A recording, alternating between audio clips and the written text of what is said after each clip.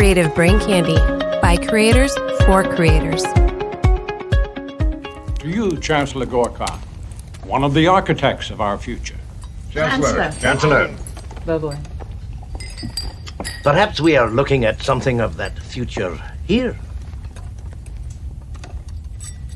Tell me, Captain Kirk, would you be willing to give up Starfleet?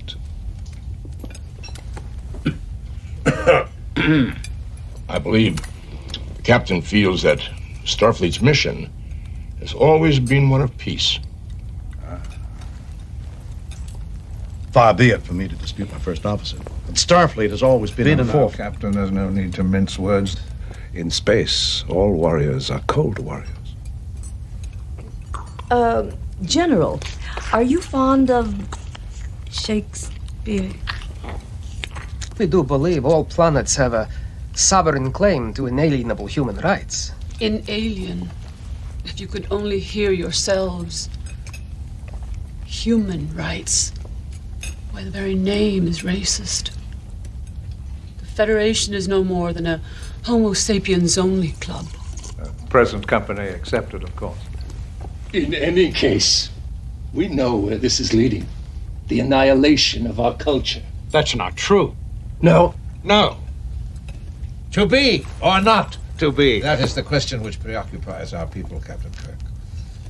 We need breathing room. Earth, Hitler, 1938. I beg your pardon?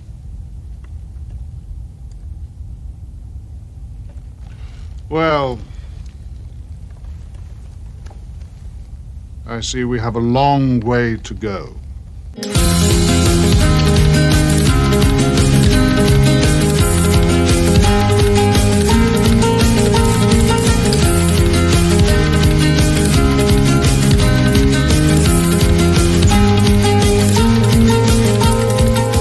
Hi, everyone, and welcome to Smoking and Drinking in Space. This is a sci-fi podcast from a couple guys who think they know sci-fi. And this week, we continue the summer of Star Trek as we get SoST and review the film that brought the original series run of movies to a close. It's 1991's Star Trek VI, The Undiscovered Country. But first, he's the Shakespeare-quoting Klingon with the tiny ponytail. To my peace-loving Klingon Abraham Lincoln, it's James. How are you doing, James? Cry havoc and let slip the dogs of war. Bonus points if you know what Shakespeare play that came from. It came from Star Trek VI, The Undiscovered Country. Yes, that's the Shakespeare play it came from. You're absolutely right. Wait, was that an original Klingon? And he's the big, dumb Klingon military advisor who couldn't protect a warm cup of piss. It's Rob. How are you doing, Rob? So accurate. All right, fuck you, Jason. Well, there goes the good haiku. Right, good haiku's out the window. Man, 2 seconds in. Or actually, I'm sorry, 5 minutes and 38 seconds in because you wasted a bunch of time. Shut Record and let's sit here for a while. I hate you so much, James. What's happening around CBC? Well, what's happening around CBC on STD, which comes out on Thursdays? They are covering Albert Fish, who is a pedophile, cannibal, and huge piece of shit, according to co-host Kat.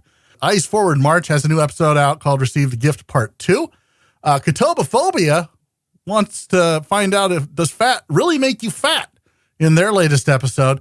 Spoiler, I think it does. I don't think muscle makes you fat, but I don't know. Listen to the episode, and you too can find out what actually makes you fat. The Drunkonomics guys have a new episode out as well called Ain't No Season Like Earnings Season, where they cover earnings expectations and other things while they drink scotch and get drunk. BGA this week I'll be on, so tune in tomorrow as we cover Ghost of Tsushima, or Tsushima, depending on which character in the game is pronouncing that island.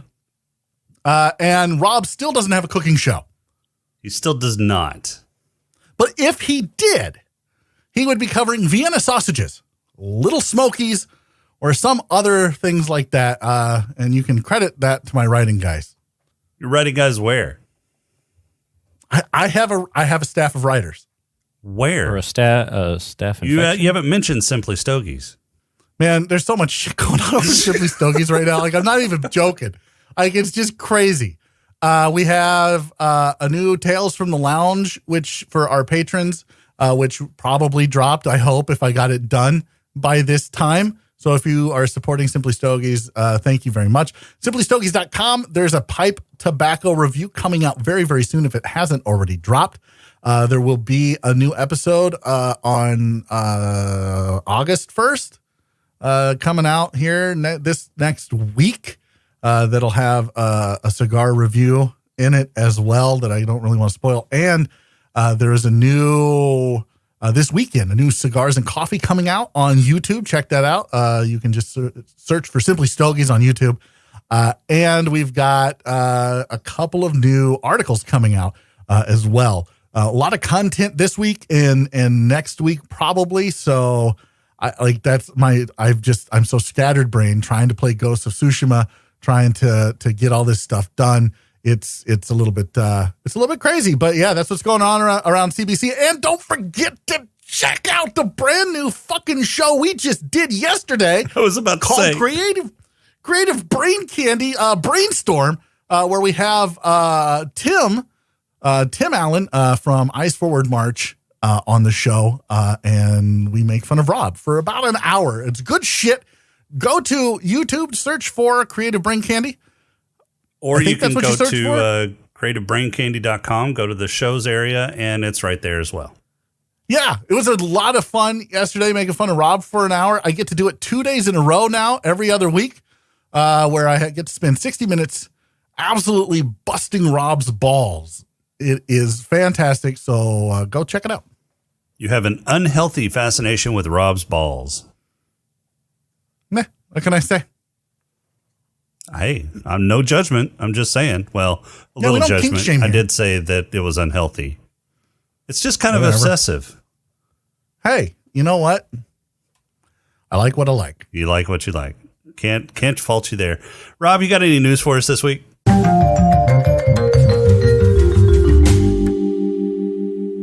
Yeah, I do. So what, 2 weeks ago?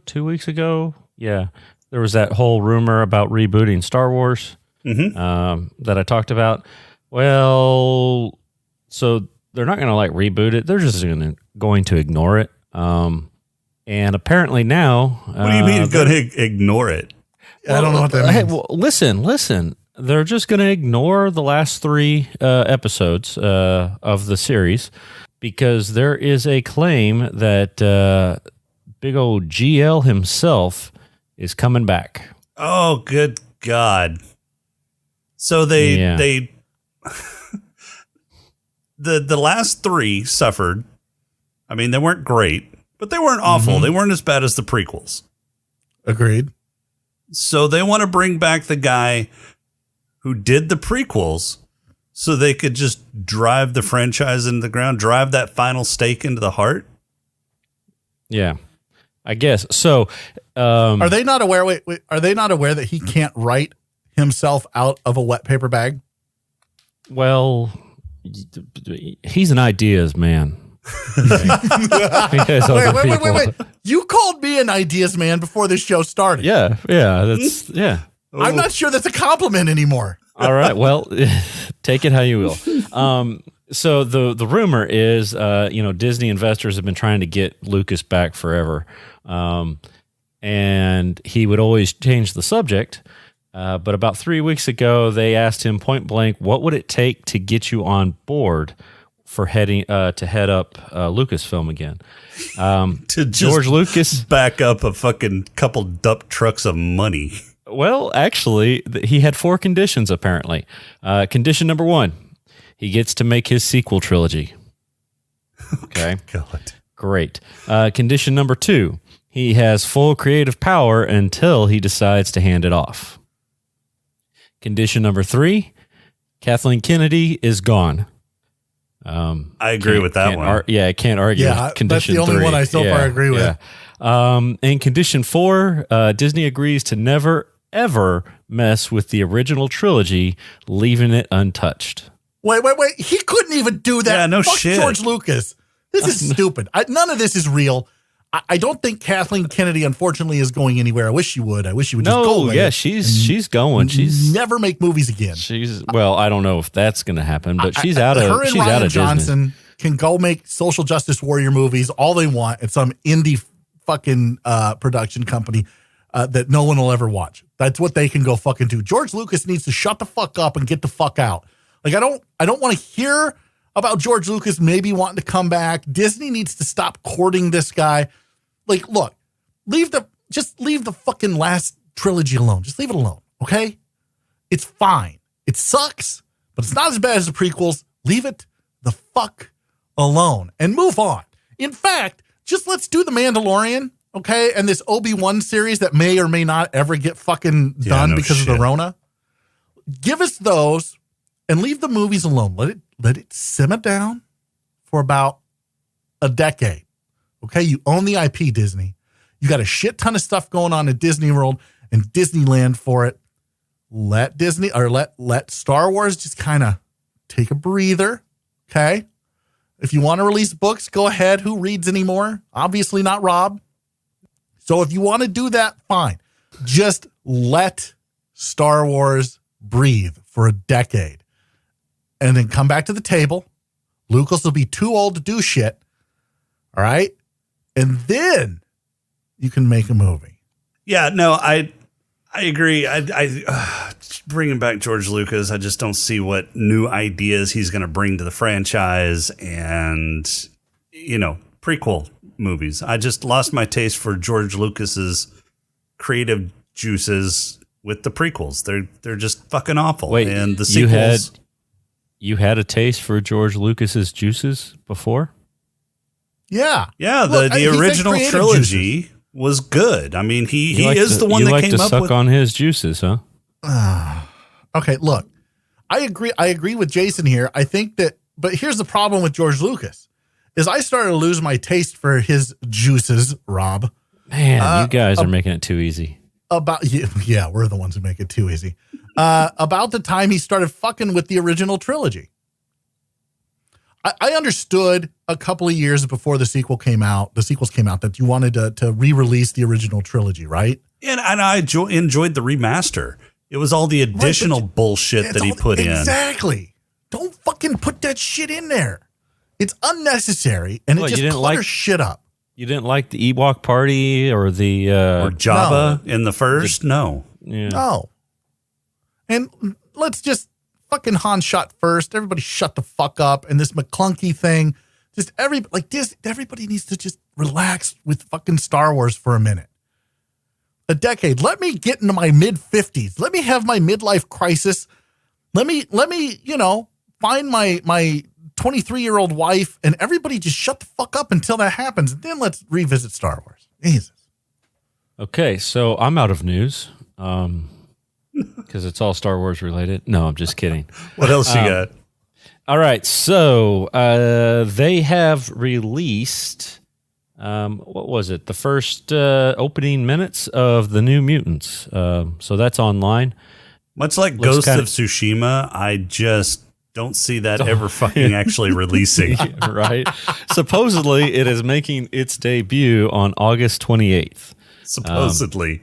It's yes. Supposedly supposed to be released like for the last year. Right. Yeah. So, at least there's actual footage, right? So it's better than just, we did film something, but you'll never see it. So there's actual footage. What's it? What is this? I'm not familiar with. The New Mutants. It was a show that Fox was going to, they were going to put it out. It's a movie. As a series. And then it turned into a series, to a movie, because they realized they didn't have enough series material, I guess. And now it's a series again, or it's a movie? No, it's back to being a movie. It's still a movie. It's like a superhero horror movie, is what it is. Yeah. Is it based on an IP that I would know, or is it like? Yeah, it's based off of the New Mutant comics. So the New Mutants were the school students at Xavier's School for Gifted people.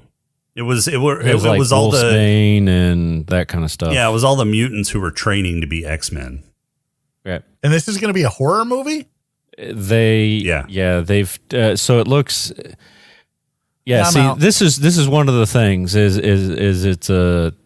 it was one thing and then it turned into a horror creepy thing, and now it's nobody really knows because then they went back and they changed some of that up. Well, yeah, I mean, it may not be dark and creepy anymore. They may have changed it again. Wow. Who knows? This has had far too many fucking hands on the recipe.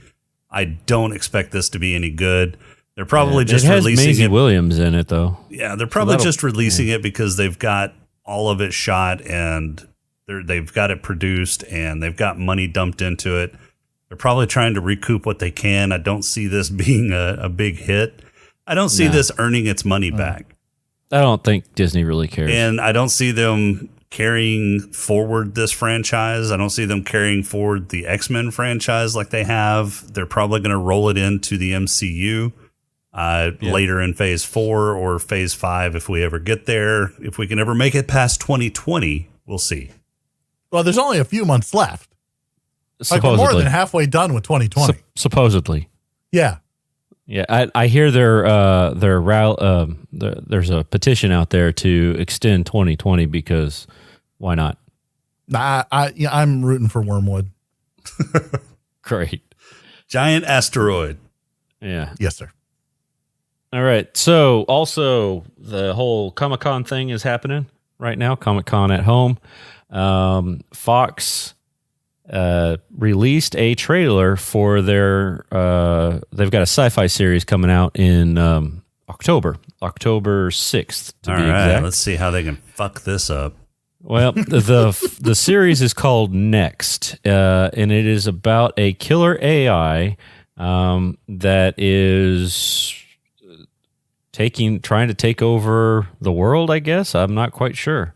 I want to see a series about a killer AI who just relaxes at the fucking beach. Right. Yeah. Right. But it's basically this group made an AI, kind of like an Age of Ultron. You know, they made an AI and it goes crazy. It turns evil and starts to try to kill everybody. I'm out. It looks interesting. I feel like I've seen this movie before. It stars times. Michael Mosley, Jason Butler. Who? I don't know. Well, a couple of them I recognized. Like, I don't know the name, but when you see the face, it's like, oh, okay. Nah, don't care. But anyway, it looked kind of interesting. You can check the trailer out later. Sounds like something George Lucas would write. Can we talk about Comic-Con for a second? Do either of you two even look at any of the stuff going on with Comic-Con at home? No, I mean the closest I got was to look at the Xbox showcase. They showcased some of the next gen games, State of Decay 3. Oh, next gen games that came out when the original Xbox came out, Fable, and what was the other one? Halo. Yeah, because those haven't been done to death. Well, they're franchises. Whatever. Sony has franchises too that will be released. I know they do, but I don't play any of them, like Ratchet and Clank and fucking whatever the other ones are. I don't play that. Final bullshit. Fantasy, you don't play that? That's not that's Final Fantasy is not PlayStation's. That is Squeenix, my man. Well, it is Squeenix, yes. But it's typically they just choose to put it out. They choose to put it out on the superior platform. Okay. But yeah, I mean, I checked some of that out, but no, I haven't done anything else Comic-Con related. Comic-Con's not the same unless they're a bunch of sweaty, smelly nerds all in one place. So I have not cared one iota about Comic-Con or virtual Comic-Con or whatever. What about you, Rob? I don't really care about Comic-Con to begin with, other than when they announce stuff that looks interesting. So then you care about Comic-Con. And nothing has been announced that looks interesting yet. Other than State of Decay 3, but I'm not holding my breath on that because isn't it weird that I don't want another State of Decay 2. Right. Isn't it weird that Comic-Con is like all the news we're talking about at a Comic-Con for the most part is video games? Well, that's because that's the only thing that can get done. You can't do movies or anything like that. while you're quarantined. I guess. Speaking of movies. Who's ready for a pod crawl? Sure. Yeah. Let's do it. We can call it, I don't know, say a pod crawl? The pod crawl! Pod crawl! Pod crawl! Pod crawl! Excellent! Insert it deep! Pod crawl! Kind of like a space suppository full of information. The Excelsior finally gets to leave space dock and is patrolling the neutral zone when they get caught in a blast wave from a Klingon moon. Starfleet still hasn't figured out seatbelts yet, so everyone on the Excelsior is tossed around like a salad, but Sulu, the captain of the ship, gets them through with only some bumps and bruises. That was a strategic move, however, and without it, the Klingon Empire is collapsing. They do the only thing the Soviets, the Klingons can do, and they decide to play nice with the Federation. Kirk and crew are tasked with escorting the Klingon Chancellor to Earth for peace talks, and Kirk is none too pleased. The Enterprise meets up with the Klingon battlecruiser transporting the Chancellor, and Kirk invites the Chancellor and his staff to dinner. After everyone has consumed large amounts of Romulan ale and thrown quotes around like a Shakespeare in the park troupe, they get down to the passive-aggressive taunting and then retire for the evening. While everyone is sleeping off their hangover, someone seems to trip and hit the wrong button and fires a couple of photon torpedoes up the battlecruiser's ass. A couple of crewmen from the Enterprise beam over and proceed to shoot any Klingons that get in the way on their way to assassinating the Chancellor. Kirk is called to the bridge mid-migraine and told the Enterprise fired on the Klingons, but Scotty stomps his feet and insists all the weapons are still on the ship. Kirk and Bones head over to the Klingon ship to help out, but after Bones beats the shit out of the dying Chancellor, they are arrested. Spock assumes command of the Enterprise and the Klingons take Kirk and Bones to Kronos for trial. They are shown to be generally bad people in the eyes of the Klingons, but not bad enough to be worth executing, so they send them to the Gulag, a prison asteroid. Kirk makes many friends thanks to his fashionable coat, and leave it to him to find the one female in the place, which he does, and immediately starts hitting on her. She has a way to escape the prison and the field that prevents transporting, but needs Kirk to get them off the rock. As they work their way through breaking out of space Alcatraz, it's revealed that Kirk has been swapping slobber with a changeling as she changes to a big bear thing, then a small child, and then back to a hot alien. It's her final transformation, though, that gets Kirk's juices going as she changes into Kirk himself. So many of Kirk's fantasies are realized as he gets to roll around on the ground with himself.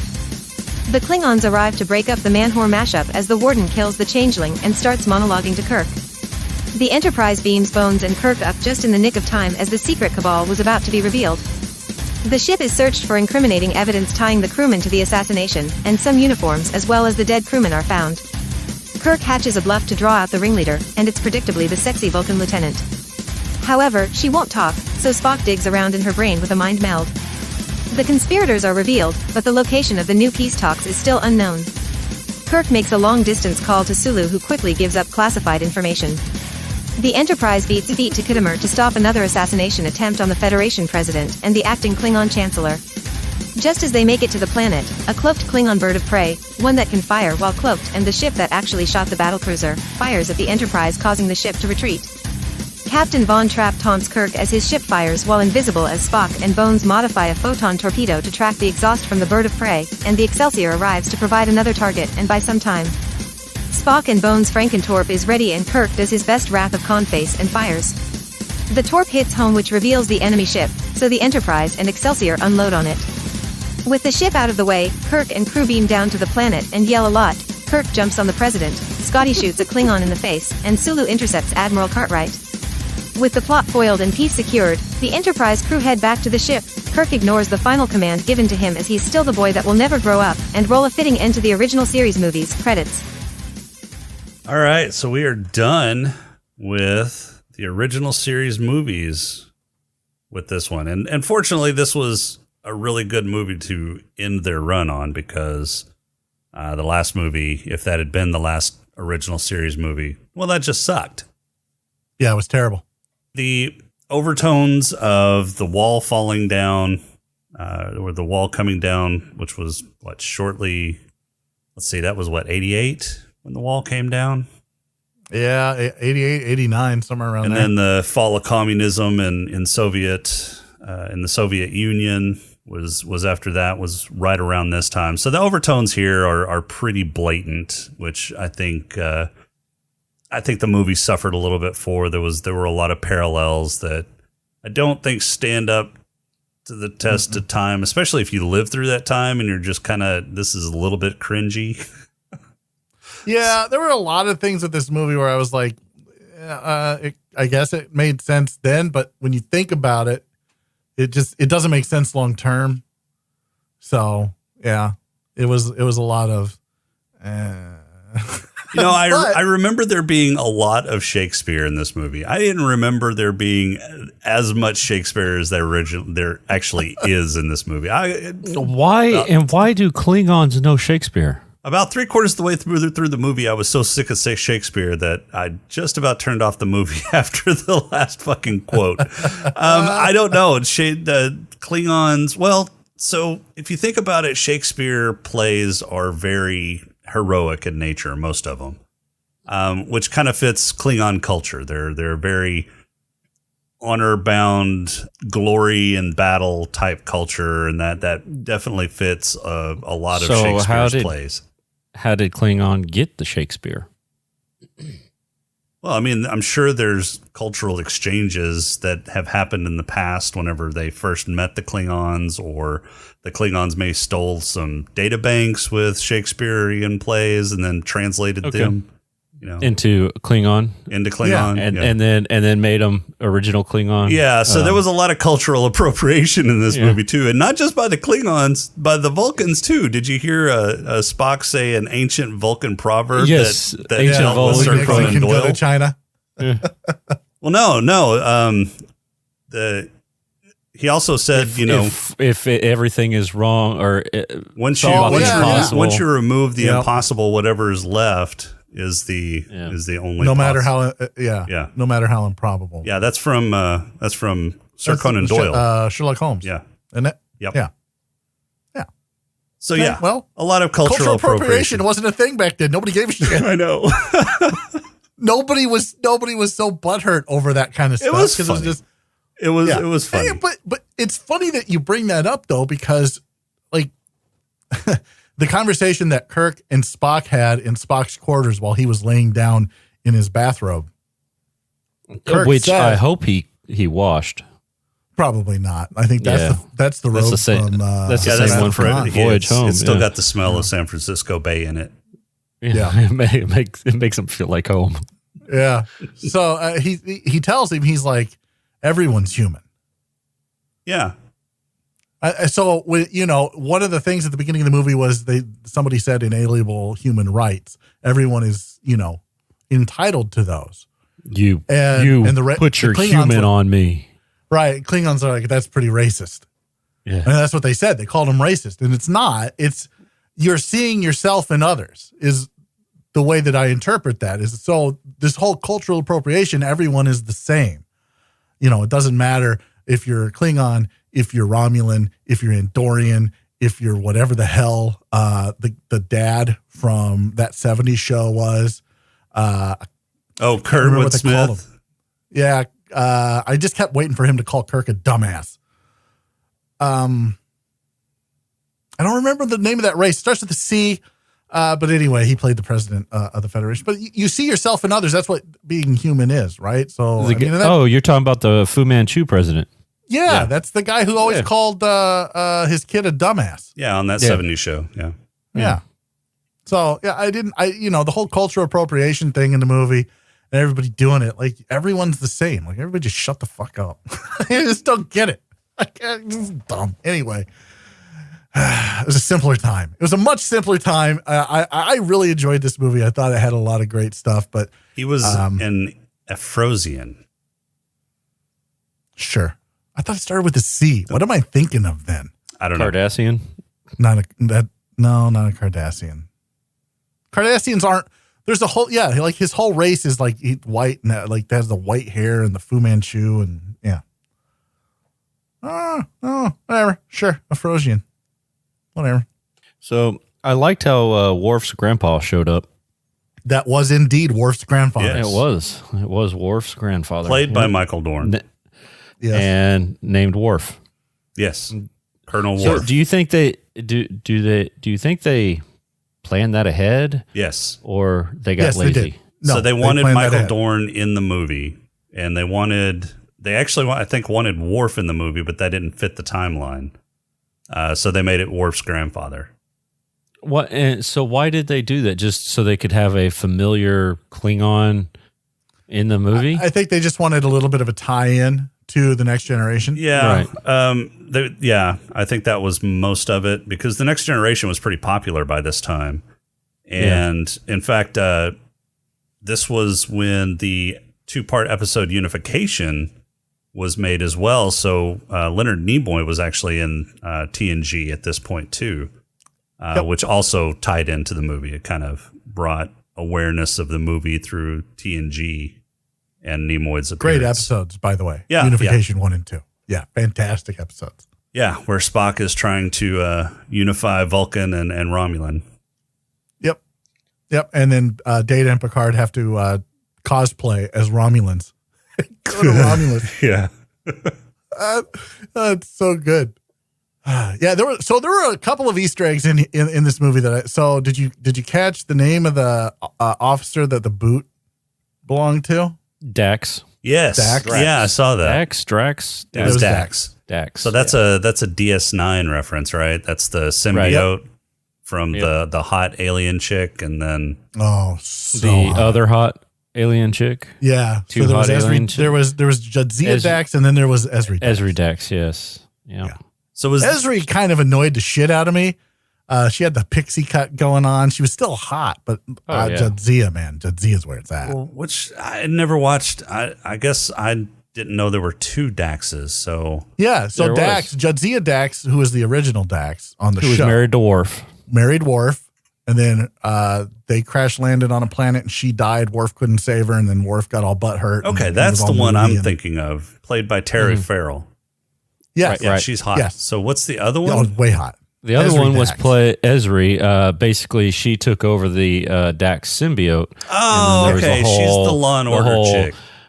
Yeah, it was all. Oh, she was in Law and Order. I still love you. Yeah, sort of. Maybe I'm so confused. Nicole de Bear.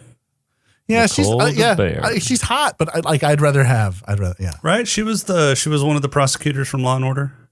Huh. Okay, if you say so. I never watched Law and Order. Boom, boom.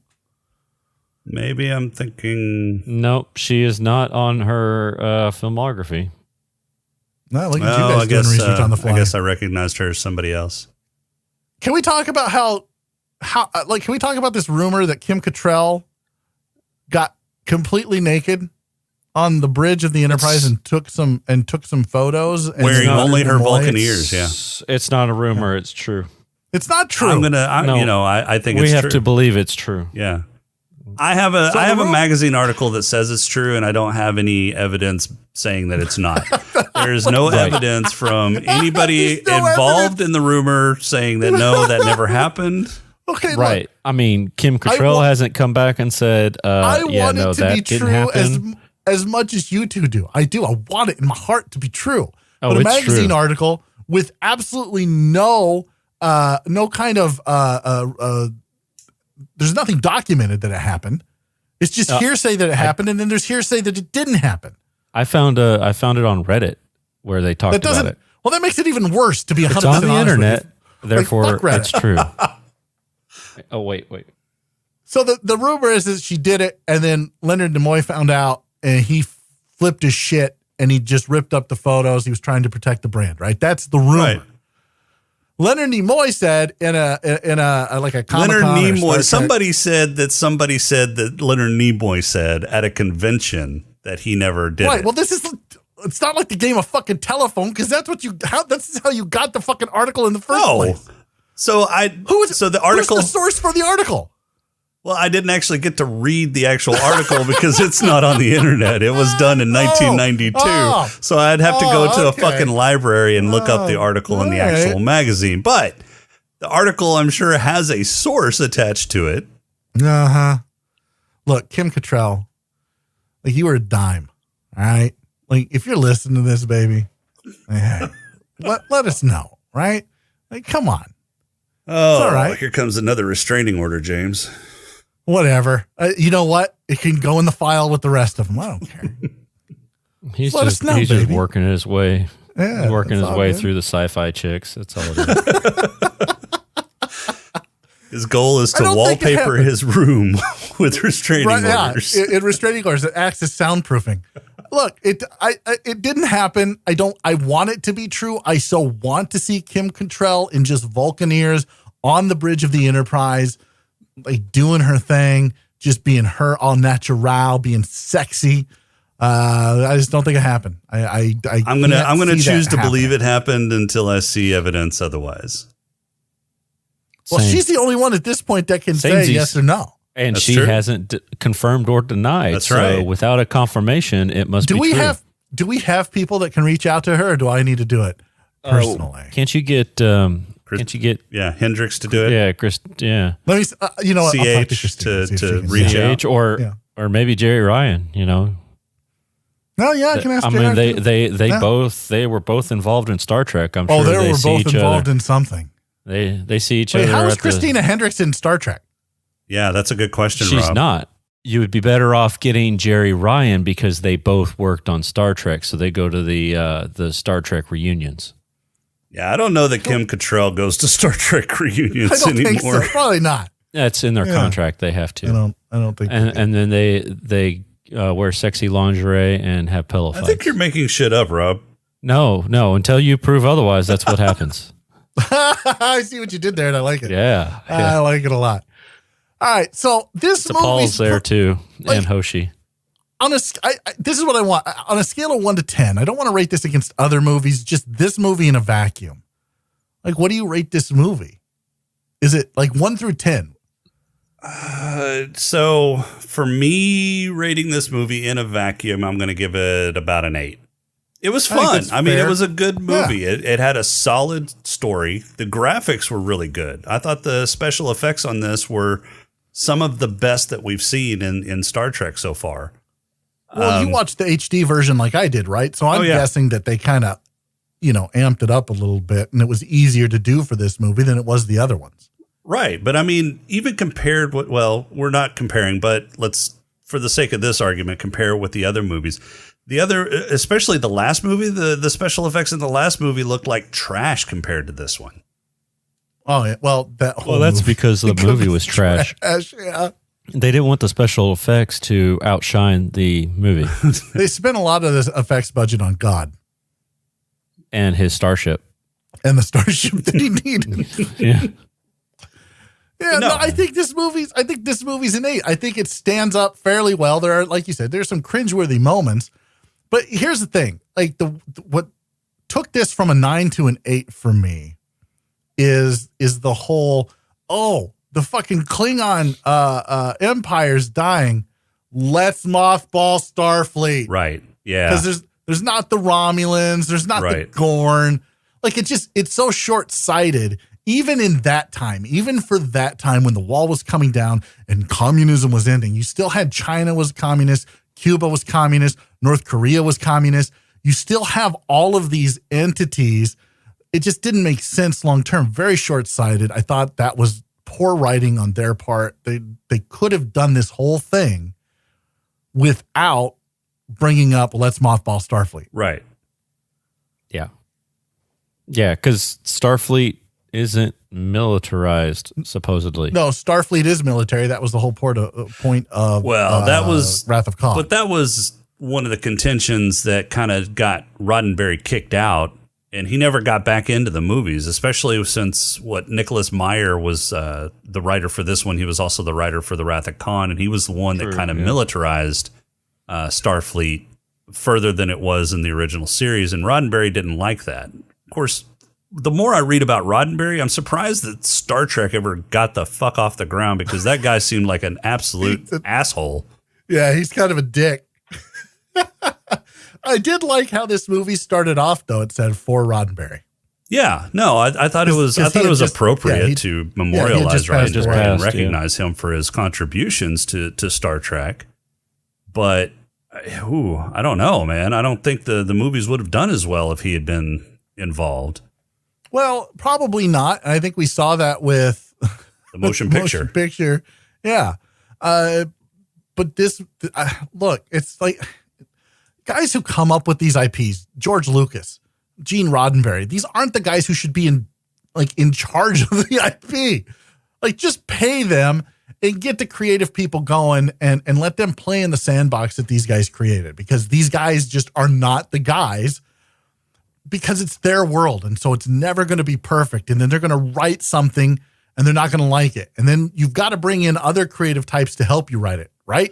Well, and so you bring in these other creative types and you butt heads with them. And then when you don't butt heads with them, you get the prequels. And I think that's endemic of somebody who creates these universes like they do. So Roddenberry's Star Trek is an idealized form of humanity in the future. So there's no poverty, there's no war, there's really no internal strife. He had this notion of people being noble, and that's just not how people work. And I think that really reduces the potential for storytelling, because there's no conflict involved. And I think that's one of the reasons that he was so adamant or so against the movies, was that, you know, the people were, Kirk was kind of bigoted. He was kind of a racist dick at first in this movie because of the things that the Klingons did to his son. And so he had this prejudice against the Klingons. Against the race, which I thought was kind of weird. Right. Well, I think we need to. No, he said it in the movie. I hate Klingons. Well, sure, but there's also 20, 30 years of him in Starfleet dealing with this aggressive race that are the Klingons. No, I get that. And after 30 years of dealing with an aggressive race, you're gonna have that mindset. You're going to. I don't know that you're going to have that mindset. I think if you take a look back at the 80s and the early 90s, I think you'll see that a lot of people had a hard time coming to terms with, the Russians. Russians may not be our enemies. Russians may not be all bad. We may not all die in a fiery fucking nuclear holocaust. I think a lot of people had a hard time with that. Which was the whole I don't know. Rocky IV seemed to kind of bridge that gap. I was breaking you. No, seriously. I mean, that was the whole point of Rocky IV, was, you know, showing the other side. Yeah, except Rocky IV happened recently and not. But Rocky IV, right? Yeah, it's an analog, Rob. He killed Apollo Creed, and then he beat the ever-loving shit out of Rambo until Rambo beat the ever-loving shit out of him. Then they just beat the ever-loving shit out of each other, and it ended up with Rambo having some kind of brain aneurysm. No, it ended up with the Russian people cheering for Rambo. Okay, but that is such a stylized fucking. I'm not saying it's not stylized, but I'm saying that was a point in the 80s, because that happened, 86 when that movie came out? But they were rooting for him because people inherently like the underdog. No, they were rooting for him because he was winning. They rooted against him at first. They were going for Drago at first. Right. And he was getting his ass kicked at first.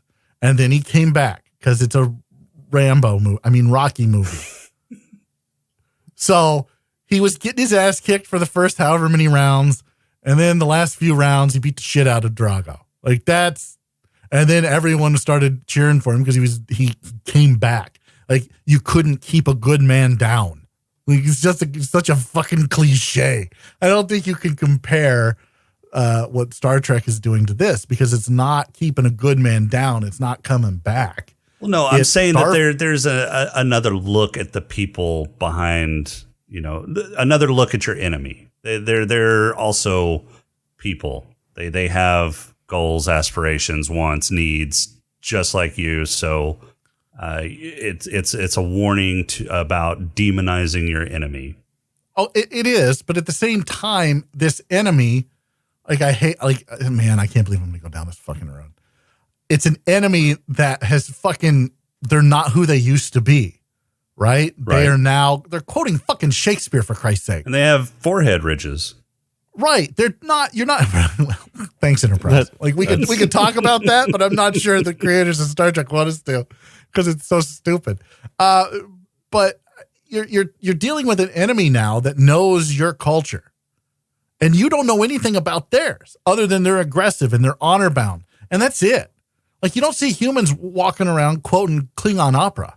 You don't see humans walking around eating gok. What you see is humans going, "Oh, we did in the Next Generation." They smell. Well, yeah, but that was what 100 years after this. Yeah, like you see them walking around going, "Oh, do you smell them? Oh, you hear? Like, do you see how they eat? Oh, they're not very bright. Oh, this, oh, that." Humans are the fucking bigots. Which I thought was a little strange. Yeah, and the Klingons are the cultural. They have the cultural and moral high ground. It's just ass No, I backwards. get it, and that's what this movie is about. It's about change. There's peace accords happening. The Klingons are soon going to be at peace, and there's going to be cultural exchanges, cultural melding. There's not going to be this Cold War between the Federation and the Enterprise anymore. They're going to start learning about each other more, and the people that have been on the front lines, holding the Klingons back against the Federation this 30-something years are facing an unknown country or an unknown frontier.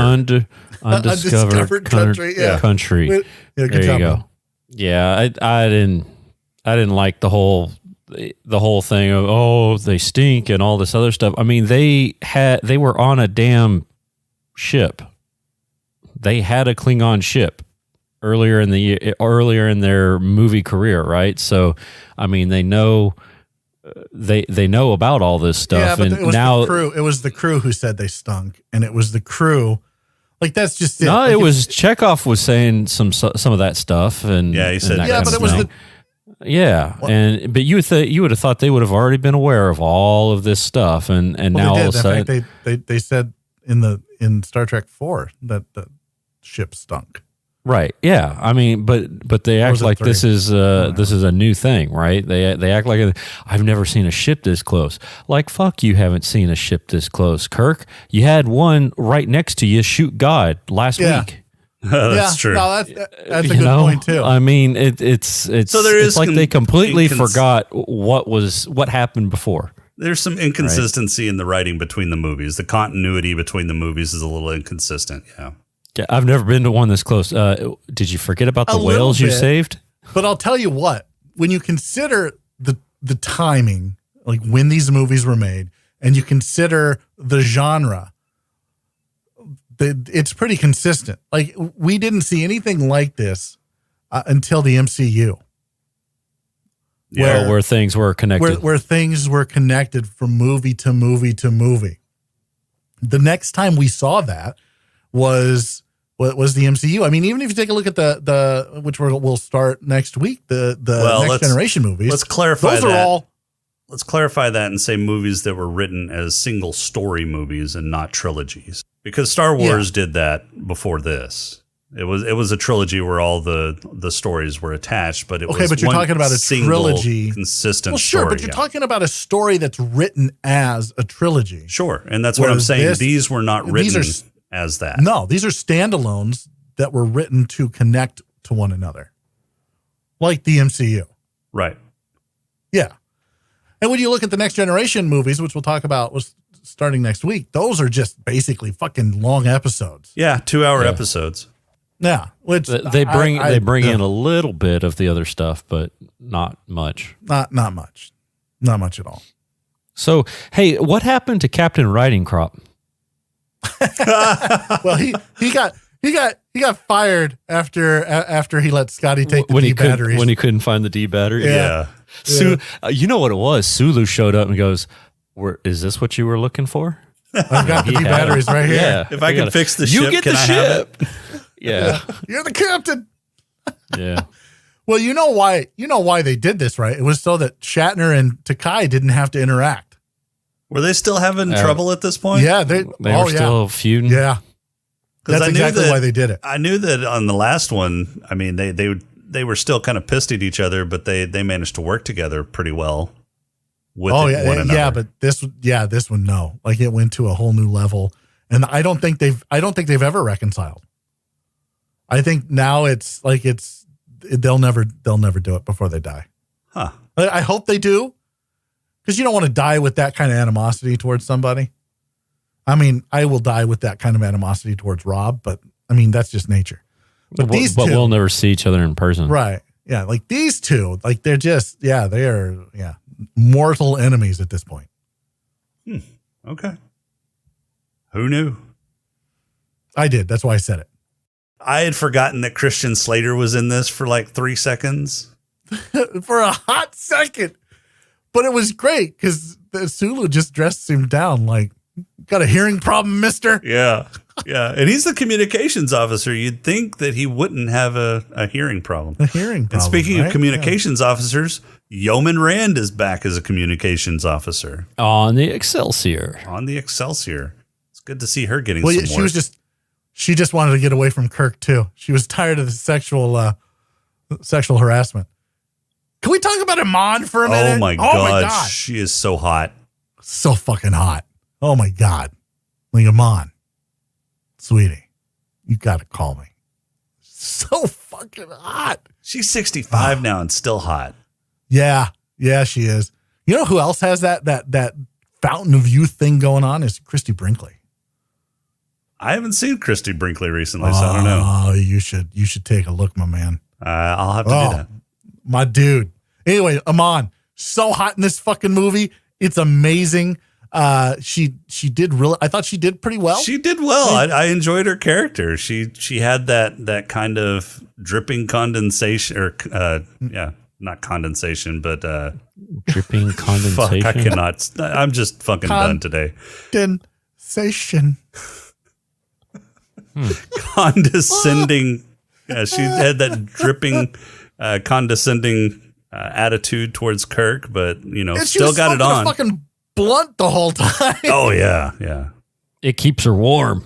It keeps you warm. Yeah, Kirk took a fucking toke off that. Fuck yeah. I would too.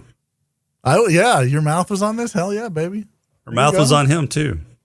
Yeah, it was. And fucking McCoy's reaction to the whole thing was fantastic, where he just rolled his eyes. Oh, so good. So good. And she's so hot. I don't know why she never really did anything else after this. This is the first film that we get to see true man-whore Kirk. Man-whoring himself. Yeah, man-whoring not only Iman, but himself. That was weird. I just felt like that scene was like, hey, can we do it? Yeah. All right, then let's do it. It didn't really make any sense. Yeah. It was kind of silly. One question I had. How exactly was Uhura hearing what was going on the Klingon ship? Like she was in a fucking sub. Right? I don't know. So when you hail the other ship, it opens up a tiny two-way communication thing, and you can hear what's going on. Same reason why you have to be quiet when you're in space so that the enemy can't hear you. That was Wing Commander, though. Still, rigged another for silent running. Yeah, that's rigged. another. That's what she said. Yeah, that's another fucking sub reference in a space movie that I absolutely hate. Fucking submarines are not spaceships, and spaceships are not submarines. And they really should. They should send their captains back to captain school or something like that. I mean, there's this giant wave coming out in a circle, right? Go up. Kirk proved that you can go up. Yeah, you go up in space. Yeah, you can use the Z-axis and you can go up and get away from that wave. Here's what I'm like. And so how do you sensors, not notice the wave get there in time? Well, that's what I was just thinking about. Yeah. So your sensors should have noticed that and picked up on it, but it didn't. So the Enterprise can pick up on whatever that stupid patch was that was obvious. I mean, why are you letting them wear their normal clothes? Strip them, put them in prison garb, right? You should. And can I also just say, I don't think starships have tailpipes. They have to have some kind of vent. They have some sort of vent when they're at impulse speed. Plasma. I mean, there's got to be some kind of waste product from energy production someplace, right? Yeah, I mean, if anything, there's a garbage chute, or I'm sorry, refuse. No, they recycle everything. No, there was a refuse. They talked about it. Well, I know there was a refuse, but I'm sure all of that got recycled. No. Nothing goes to waste. I'm just talking like energy wise. So even dilithium crystal warp blah blah blah has some sort of waste product. Has a warp signature. That's like a ion trail or whatever then, right? Okay, but if both ships use dilithium, which they said they do because that's what Praxis was, it was a Rua Pente was. It was a dilithium mine, right? Right. Okay. Okay, so both ships use dilithium. Wouldn't they both have the same ion trail? I guess it depends on how they process the dilithium. Right. It's all how the engine. So you're saying one can run on gasoline and the other one can run on kerosene? Is that what you're saying? Diesel? Well, it's like diesel and biodiesel, or diesel and gas, and two-stroke versus normal combustion engine. I feel like if it was that easy, like cloaking devices are just dumb. You think? I mean, well, look. Okay, so they could. It wasn't easy. They had to put all the sockets into place. Well, they had to have specialized equipment in order to they had to have whatever the ionized gas was that would track. They had to have special equipment that just happened to be universal plug and play, right?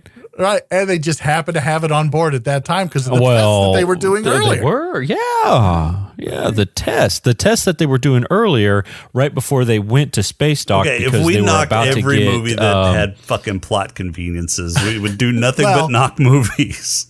Right. Well, that's the what next we generation do. Took care we of watch this shit because they could shows just so you use don't have to. Tachyon radiation to find cloaked ships. Oh yeah, tachyons. Yeah, Those tachyon. pesky Yeah, the tachyons. tachyon field. Yeah. Mm-hmm. Well, it was 70 years in the future. It was. Technology got better. Yeah. How do two uniforms in a huge ass vent make it hot enough in a room that you're able to notice that the air's not coming out? He heard it, you idiot. He heard it. He heard them vibrating whenever the air was coming out of the vent. You think so? Yeah, you could hear it. Jesus Christ. You could hear it in the movie. It was rattling. Were you okay? Were you watching with the sound down? Well, I'm watching. No, I wasn't watching with the sound down. I mean, you could even kind of see the vent vibrating a little bit. Right? Right. Well, I thought watching on your watch? No, I was, but I thought they searched the ship from bow to stern. Search the but vents. they didn't check vents. Yeah, It's not. Or they were moving uniforms around while they were searching. Or they were never looking for the uniforms. They were always looking for the boots. That's why they had the metal detector. Right. And so they opened up the vent, goes, uniforms. I'm not looking for Never uniforms. I'm mind. looking for boots. Yeah, so they put the vent back with the uniforms in there and just ignored it. Yeah. These aren't the boots I'm looking for. Move along.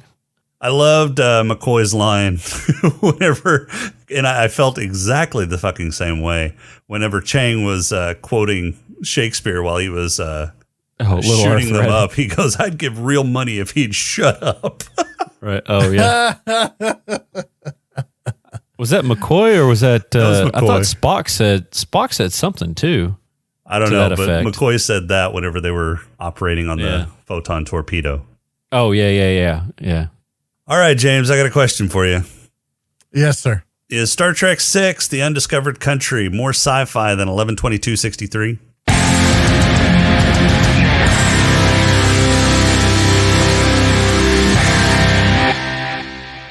Well, I mean, if we're going to compare the two real quick, there was a closet in one that went to Narnia, the past. And then in this one, there were aliens, there were photon torpedoes, there were cloaking devices. There were, an alien had his nuts on his knees. None of that shit was in 11/22/63, so yes. But they had Shakespeare. Well, they did have Shakespeare. That's still more sci-fi than 11/22/63.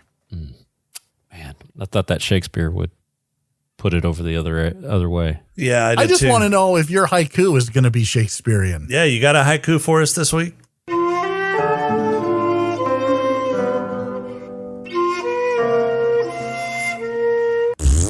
I do.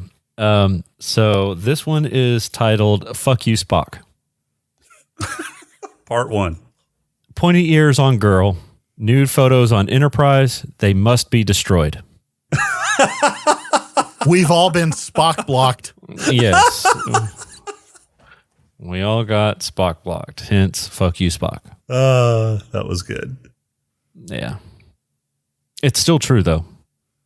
It's not true. I'm going to say it's true. True until I true. see evidence otherwise. Raise a hand who thinks it's true. I've lost all respect for Leonard Nimoy then. I'm sorry. Like, even I know he's dead. You shouldn't walk on people's graves. But if these photos existed and he did not share them with his fellow man, I have no respect for him. None. He was protecting the brand. But you know what? Protect the brand later. Show me tits now. Or then. Yeah. Whatever. Yeah. Just the saying. world needs to see Kim Cattrall. Oh, she's so hot. Well, I mean, it's not like she hasn't been naked before. I mean, you can find that, but not with easily. Spock but ears. not with Vulcan ears. Yeah, I want the Vulcan ears. Spock ears. That's racist. Oh, I'm sorry. They're Vulcan ears, sir. Vulcan ears. How's that racist?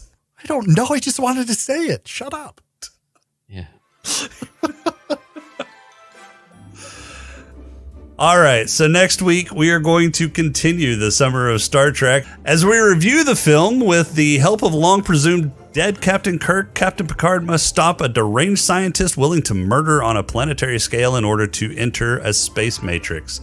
It is 1994 Star Trek Generations that bridges the gap between the original series and the Next Generation. It's going to have Kirk and Picard in the same scenes. So excited. Stars Patrick Stewart, William Shatner, Malcolm McDowell. Rick Berman did the story and was directed by David Carson. Kind of looking forward to this. I like this one too. I like 6 better than I like Generations.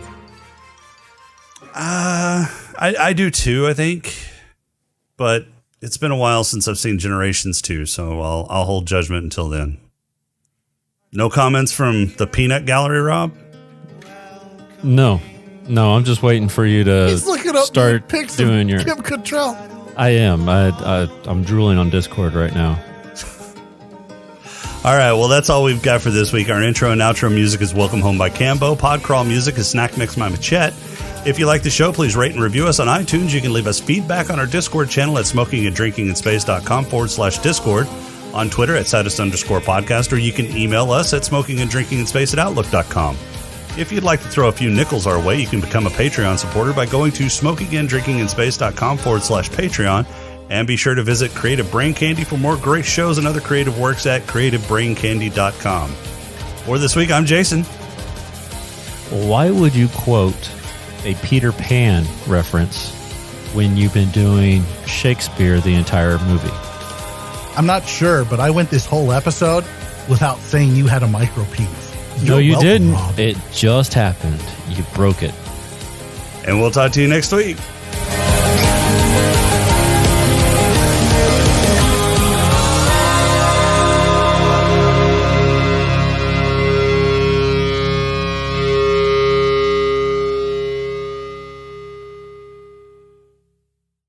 Well, just save it for yourself, Nimoy. Fucking see what you got. It's a little tiny thing. I'm trying to make it bigger. Hold on. That's what she said. Why do you do this? You set them up for me, and I can't say I know it now. what's going in the outtakes.